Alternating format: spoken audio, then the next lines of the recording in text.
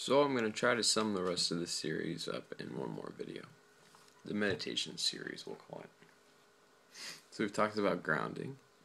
We talked about the stage meditation, which allows you to forgive and release people from the limitations that you put on them. We've talked about in-the-body meditation, out-of-the-body meditation. And now we'll touch a little bit on what to do with it. So, let's say you're grounding. You're moving energy. You're releasing people from their self-imposed prisons. And you're watching your reality shift. Where do you go from here? Well, what do you want to do? That's the whole question. And that's where the bravery is needed. Because the hardest part about life is obviously losing the limitations. Everyone wants to be free. Everyone wants their limitations to go away. But people are terrified of what to do and how to be when no one's telling you what to do and how to be. So the point of all of this, I would say, that I found in my path is a different kind of path. I never really suspected that this path would come up. I never thought this would be my path. And I would say most people don't really understand this path when I explain it to them.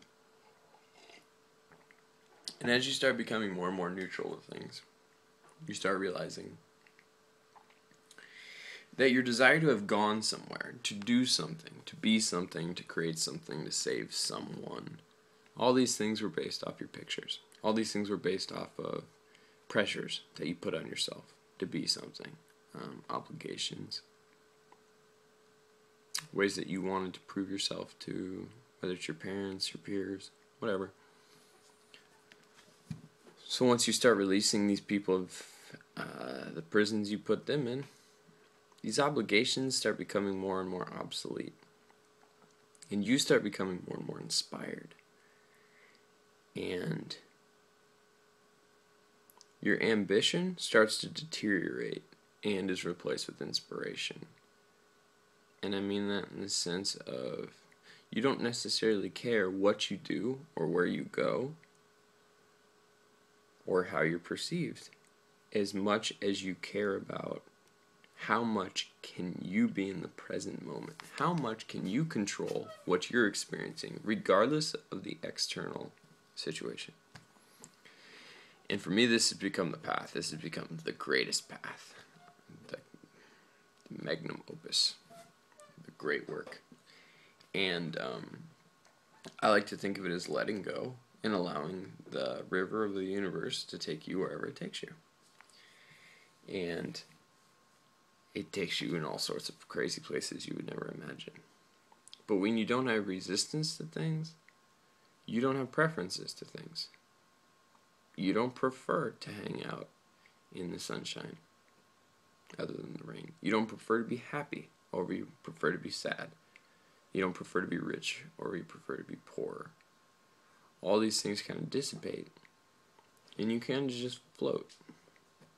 And when you float, people judge you in a lot of ways as much as you allow them to, and you get a good barometer of how much you're judging yourself by how much this bothers you. My life went from being a very ambitious feat. I was going to save the world. I was going to be a billionaire. I was going to be a professional snowboarder. I was going to be a professional artist. All these things. And now it very much is a lifestyle of I don't care what happens ever. I have no preference. And when I do have a preference, I realize it's because I'm in resistance to the opposite of that preference. So it becomes a treasure hunt to find resistances. And as you find these resistances and you release them, you lose stress. You lose pounds of stress. I have lost 60 physical pounds because of all the weight I was carrying with me, all my resistance. So I consider myself in pretty good shape. Do I do anything specific to work out? No, not at all. I just release my resistances. In your natural state, when you are in the flow, It's just beautiful. And everything becomes beautiful. Everyone becomes beautiful. But the path is it's a very warrior path. Because once you start down the path, every single thing that you're in resistance to comes up. And you have to release your resistance to it, or it comes up again. And this is how life works anyway. But most people don't know how to release their resistance to stuff. So, learning to love the things that you hate can turn the bad in life to great. This was my mantra for a long time. It's very cheesy, I understand that. But it allowed me to go find foods I didn't like, find people I didn't like, find situations I didn't like, and immerse myself in them. Find out why I didn't like them, and release it. And what this did was allow me to find my favorite things, because my favorite things were hidden in resistance. I could only be a certain level of happy because of my ideas about myself. And the things I truly loved, the things I was truly passionate about, were things that I was in resistance to because I couldn't experience them at that level of happiness. Metal detecting, new hobby I'm picking up, love it. Everybody else around me, everybody, thinks it is the dorkiest, weirdest thing ever. Go to the beach every day, metal detect. Super judgment placed on you. People are like, who is that guy and why is he metal detecting the beach? I don't understand that. For me, it's amazing. It's fun. It's treasure hunting.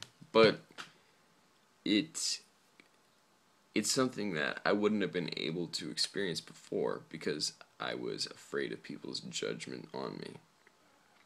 So now that I released my judgment on myself and allow myself to do and be and see what I want, other people judging me has nothing to do with me. Other people judging me has only to do with the way they view the world. If someone thinks you're stupid, it's because they think they're stupid.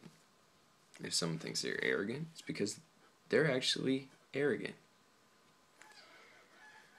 And people aren't going to throw stereotypes or judgments on you that they don't have, because if you don't have them, then you don't see them. So it becomes a fun little game. And in this game, I mean years. I've been doing this for years now. Just on my own. And you just go and find things you're resistant to. And you do them until you can find that one spark of perfection, the one thing in them that you truly love. And then shed everything else. Olives. Hated olives. Hated olives. So I ate olives over and over and over and over until I could find the tiny part of me that could possibly see how it's possible to love olives. Focused on that. Homeless people, same thing. So much judgment, so much programming around. Ooh, stay away from them. Who knows? They're probably in the back alley doing meth. I mean, who knows? In America, we all very much have similar pictures about things. Release it. Find some of the most beautiful people you'll ever find who have released themselves of the social structures that keep most people in pain.